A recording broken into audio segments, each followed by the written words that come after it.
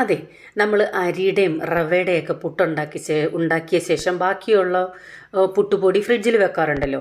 അതിനുശേഷം പിന്നീട് അതെടുക്കുമ്പോൾ നല്ല കട്ടിയായിരിക്കും ചില സമയത്തൊക്കെ. അപ്പോൾ അങ്ങനെയുള്ള ആരെങ്കിലും ഉണ്ടെങ്കിൽ ഈ ടിപ്പൊന്ന് ചെയ്താൽ മതി. നല്ല സോഫ്റ്റായിട്ട് നമുക്ക് പിറ്റേന്നും പുട്ടുണ്ടാക്കാൻ പറ്റും. പുട്ടുപൊടി ബാക്കിയുള്ളത് ഫ്രിഡ്ജിൽ വെക്കാനുള്ള ആ പാത്രത്തിൽ ഇട്ട ശേഷം ഇതുപോലൊന്ന് ചെറുതായിട്ട് കൈ കൊണ്ടൊന്ന് നനച്ച് കൊടുക്കുക. ഒത്തിരി വെള്ളം കോരി ഒഴിക്കരുത്. ചെറുതായിട്ടൊന്ന് തളിച്ച് കൊടുത്താൽ മതി മുകളിൽ.